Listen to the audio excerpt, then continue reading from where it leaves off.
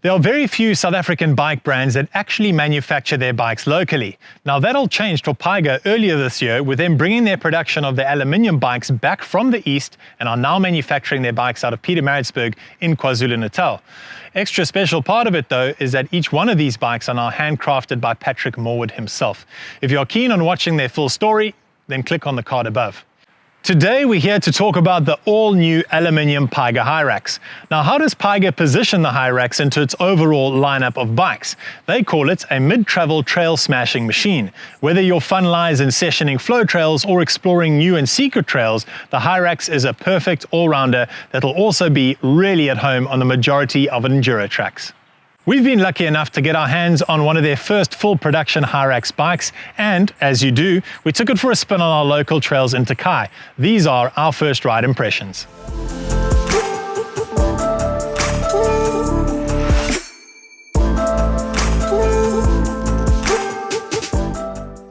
Before we get into how this bike rides, let's take a look at its geometry. Now, why is this important? Because it'll give you further context to our first ride impression, what this bike is capable of, and if it will tick the boxes for you. I'm a taller rider, 2 meters to be exact, so naturally I ride an extra large frame.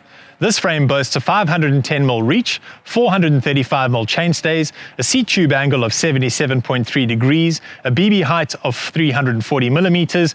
That is of course in the low setting. In the high setting, it's 345mm. It's got a head angle of 65.5 degrees, again in the low setting, 66 degrees in the high setting. The variances in some of the bike's angles come courtesy of a super nifty flip chip, and that is of course at the base of the shock. These bikes come standard in the low setting, and it is easily adjustable should you be looking for a little bit more ground clearance.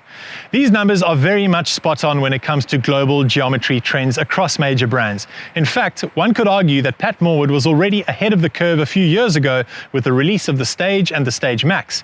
Here, he produced a marathon bike with a slacker head angle, longer reach, and longer wheelbase. At the time, people thought it too progressive, but it has since become an industry norm in many respects, with all major bike brands following suit. The days where mid-travel trail bikes couldn't climb well are long gone, especially when it comes to the Pyga Hyrax. Having ridden the Pyga 110-29er as well as the Pyga Stage Max for many years, both of which are marathon bikes, the Pyga Hyrax has the same overall pedaling feel to it. We rode this bike with the suspension platform fully open and found that the pedaling efficiency was fantastic with very little pedal bob. Suspension kinematics is something that Pat Morewood prides himself in, and he certainly hasn't missed a beat here.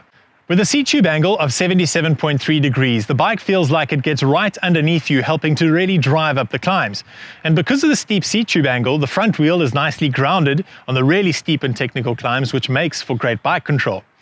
Added to these climbing efficiencies, we found that the Hyrax felt like it was almost glued to the ground despite very dry, rocky and loose conditions on our local trails. To up the ante a little bit and to see just how far we could push it, we of course found the steepest and punchiest beach sand climb we could, and even then it only slipped just a little bit.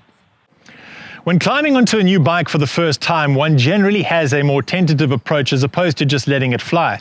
But after dropping into the Cobra Trail, which is a rocky and very fast trail, we soon realized that we could just trust this bike and let it fly. We also immediately noticed some similar characteristics to the Pyga Stage Max in terms of the bike's predictability. That being said, Pyga have adopted a more progressive spring rate for the Hyrax for those bigger hits. We found the suspension configuration to be supple but progressive as you pushed through the full travel cycle. From hucking it to flat, to loose tight corners, rocky chutes, step downs and flow trail, the bike felt safe. And as a result of that, it was really fast. At high speeds, we also found the bike was really stable. Now this is due to a longish wheelbase and a slackish head angle. If we talk about the context of geometry in this space in particular, this bike's wheelbase isn't incredibly long, but it's also not short, and its head angle isn't very slack, but it's also not too steep. It's just about in the right spot. This is also most noticeable through the very rocky stuff in terms of the stability, where the bike is really predictable and composed. This, however, does not compromise the bike's agility. We found that having to shift quickly between lines or having to make last-minute corrective action was an absolute breeze. To add to that, the combination of the bike's agility and maneuverability makes for an incredibly playful ride where popping off little features becomes commonplace. On the parts of the ride where the trail flattened out and we had to lay down some watts, which I don't have very many of, the bike responded beautifully with great acceleration and control. The bike comes stock with the new 150mm RockShox Pike Select Plus, the 140mm RockShox Deluxe RCT, SRAM Code RSC brakes, SRAM centerline rotors, 180 on the back, 200 up front, and holy smokes, these things are powerful. A SRAM GX Eagle 12-speed drivetrain, Truvative descendant cranks, alloy D'd Trend 30 29-inch wheels with a 30mm internal width, Maxxis minions up front and an Aggressor out the back, bike yoke revive with Triggy 160mm dropper seat post. Now I've swapped this out with a 200mm line contour dropper post with shim insert. The front triangle of this bike is made from aluminium, as are the chainstays, but on this particular bike the seat stays are carbon. This is a custom request that you can make when ordering your bike. That being said, limited carbon seat stay stock is available. The front triangle is also nice and roomy, allowing for a large water bottle, which comes in super handy on those longer rides, especially in summer. If you're someone like me though, who rides with Align Components Holy Rail, it can also accommodate all of your trail tools as well. In summary, the Pyga Hyrax is a bike that can literally do it all. It is stable, playful and agile. It climbs incredibly well and has traction on tap. It descends like a longer travel bike too.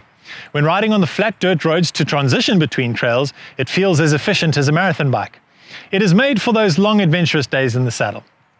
That, coupled with the fact that it's a proudly South African brand, is a win in our books. If you're keen to get your hands on a demo bike, or even better yet, to buy one, you just need to check out all the links in the description below, where we will take you through all the regional bike shops that of course stock Pyga bikes.